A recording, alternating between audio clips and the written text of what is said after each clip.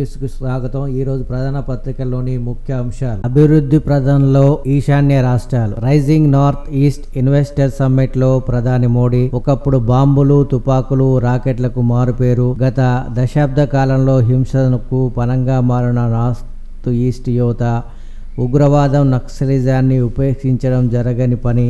వాటి నిర్మూలన దిశగా అడుగులు. నిరుద్యోగానికి కేరాఫ్గా నిలిచిన రాష్ట్రాల్లో ఇప్పుడు యువ వికాసం. ఇక్కడి అభివృద్ధి వేగవంతమే మా ప్రభుత్వ లక్ష్యం.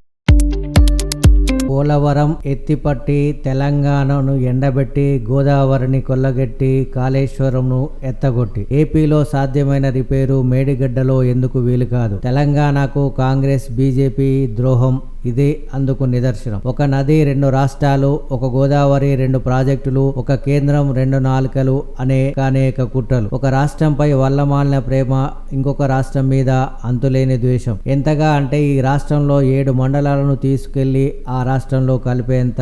ఎంతగా అంటే విభజన చట్టంలో ఏపీ తెలంగాణలో 2 ప్రాజెక్టులకు జాతీయ హోదా ఇవ్వాలని పార్లమెంటు తీర్మానిస్తే ఏపీలో పోలవరానికి ఇచ్చి తెలంగాణకు మొండి చేయి చూపేంత. ఎంతగా అంటే ఇక్కడ కట్టుకున్న ప్రాజెక్టులను పడావులు పెట్టి నీళ్లను పక్క రాష్ట్రానికి తరలించేంత. ఇంకెంతగా అంటే పోలవరం ప్రాజెక్టుకు ప్రమాదం జరిగినా విచారణ జరపకుండా 1000 కోట్లతో రిపేర్లు చేసి, కాళేశ్వరంపై మాత్రం ఆగమేఘాలపై కేంద్ర సంస్థలు పంపి రాద్ధాంతం చేసేంత. రిపేర్లు చేయకుండా ఆదేశాలు ఇచ్చేంత. తల్లిని చంపి బిడ్డను బతికించినట్లు కడుపు నిండా విషంతో ఎగువ రాష్ట్రాన్ని ఎండబెట్టి దిగువ రాష్ట్రానికి నీళ్లు పారిచ్చేంత. తల్లి గోదావరిని తరలించకపోయి సంబంధము లేని కావేరికి కావళ్లు మోసేంత. అందుకోసమే 1000 కోట్ల నిధులు ధారపోసేంత.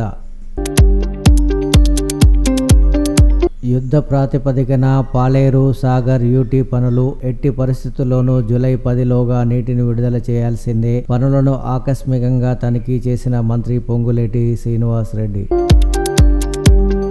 కాళేశ్వరం గొప్పతనం సుప్రీంకు తెలిసిన సీఎంకు అర్థమైతలా.